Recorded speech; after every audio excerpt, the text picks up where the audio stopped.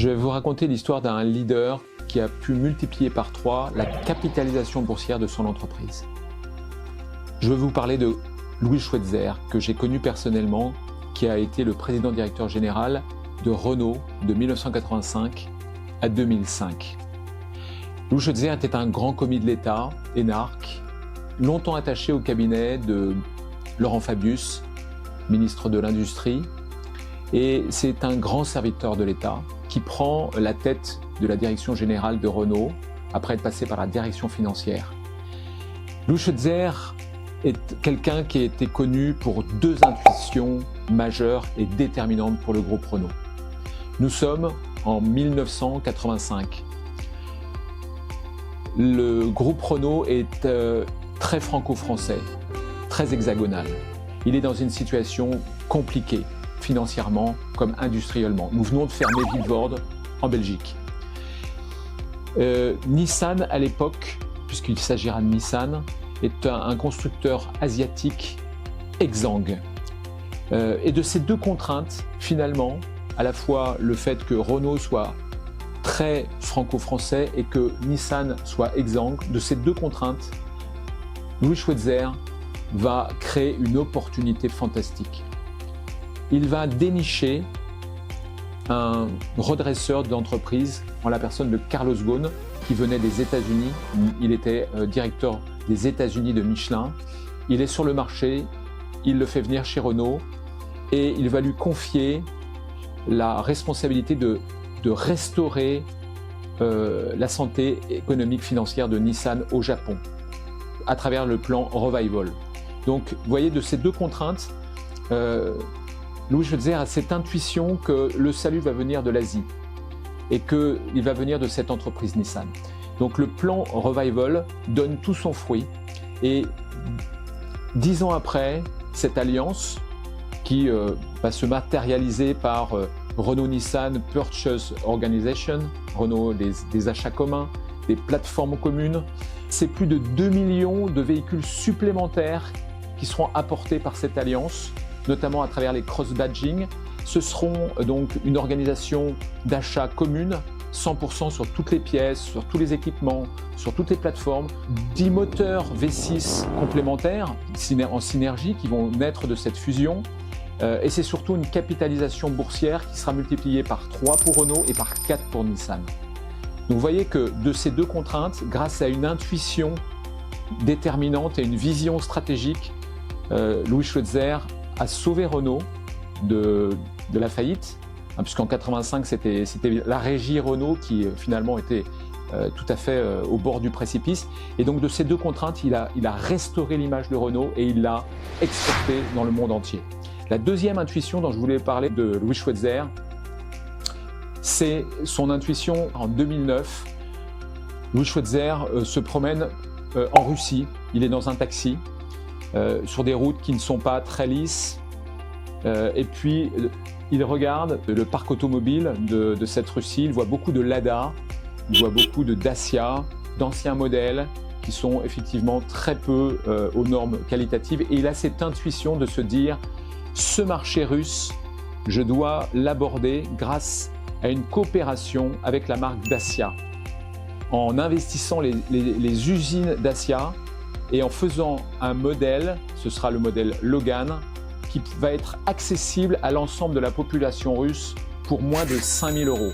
C'est une intuition aussi majeure d'avoir pensé ça sur ce marché émergent, d'avoir lancé ses ingénieurs et surtout d'avoir accompagné son CODIR, parce que tout le CODIR était contre cette intuition en disant jamais on pourra lancer un véhicule à 5 000 €. L'aventure Logan, c'était une aventure qui était de toute façon absolument voué à l'échec. Eh bien, Louis Schweitzer, par sa détermination, par sa résilience, par sa vision stratégique, a tenu bon. Il a dit il faut absolument que les bureaux d'études, que l'ingénierie, que l'industrie, que les usines sortent un véhicule à 5 000 €. 5 000 € pour que la population russe puisse se payer ce nouveau modèle occidental.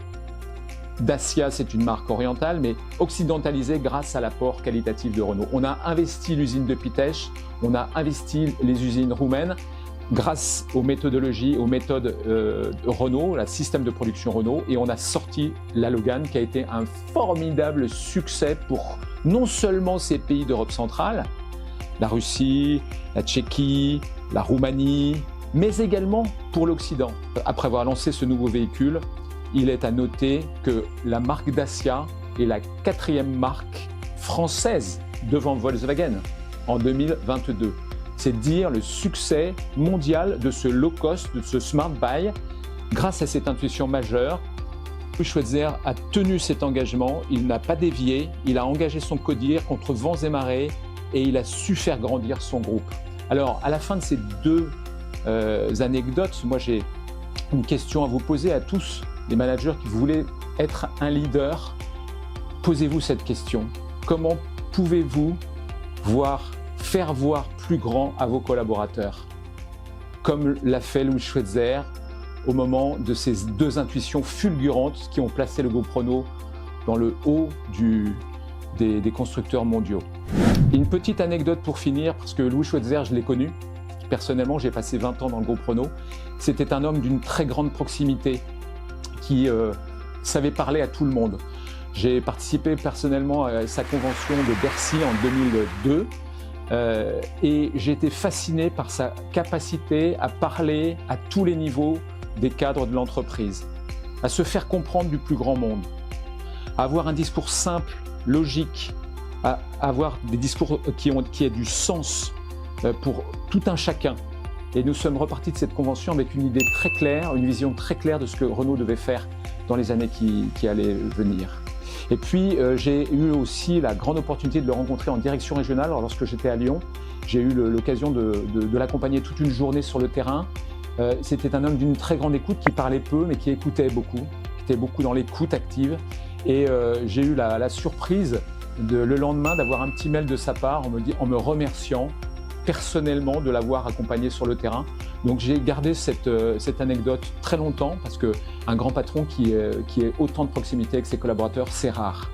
Donc ce grand patron que j'ai eu la chance de connaître pour moi est la figure marquante de ce qu'on appelle le servant leader, quelqu'un qui se met à hauteur de ses collaborateurs, qui sait où il va, qui embarque l'ensemble de ses équipes et de ses entreprises vers un grand destin, quelqu'un qui sait faire grandir ses équipes et surtout qui a une intuition stratégique majeure.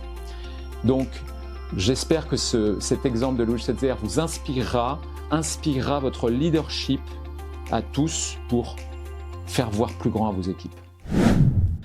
Je voudrais vous parler de l'emblématique patron du groupe Michelin, François Michelin, qui a été le patron de ce groupe pendant près d'un demi-siècle, de 1955 jusqu'à 1999. Pourquoi ce patron était un leader? Qu'est-ce qui faisait son leadership? Ce patron avait une foi chevillée au corps et donc se dégageait de lui une extrême confiance, grande confiance en lui, une grande force intérieure qui était basée sur sa foi.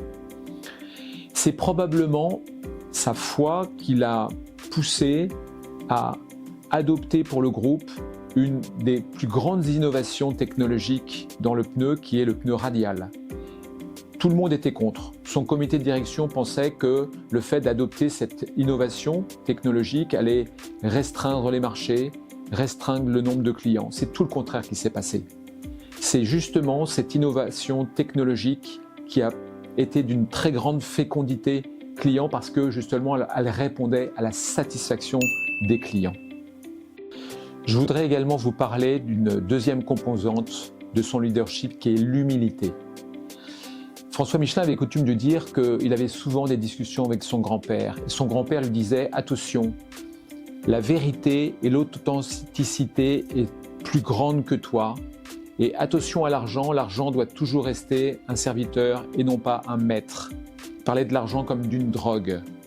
Et François Michelin a toujours eu beaucoup de méfiance vis-à-vis de l'argent.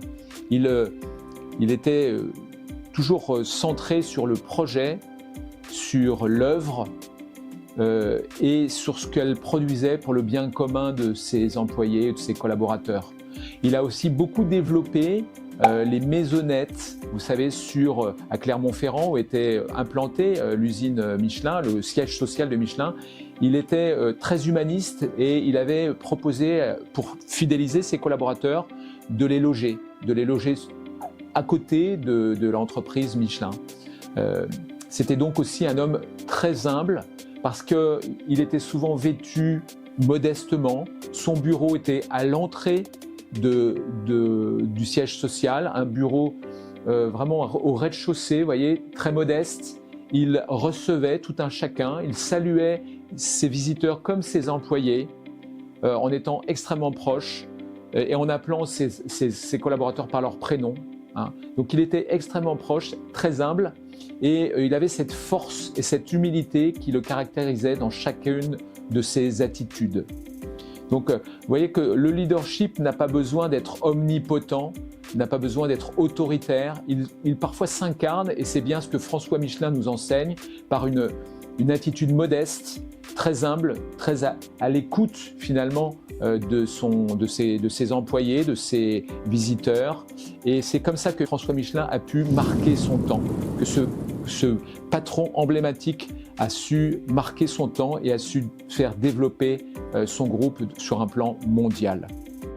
La grandeur de ce patron résidait dans sa capacité d'écouter modestement chacun, d'essayer de comprendre chacun en toute humilité et probablement aussi que les sacrifices qu'il a dû subir, la perte très jeune de son papa, la perte de son fils Édouard Michelin, abîmé en mer, lui donnait cette capacité à lire les événements, à les comprendre, à les intuiter d'une façon beaucoup plus humaine que la plupart des autres patrons.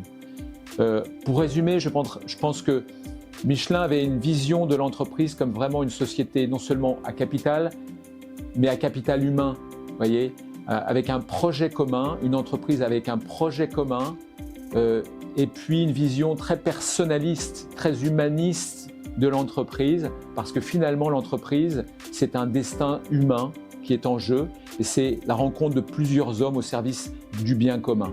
Et François Michelin a vraiment incarné ça durant toute sa vie professionnelle aux commandes du groupe Michelin.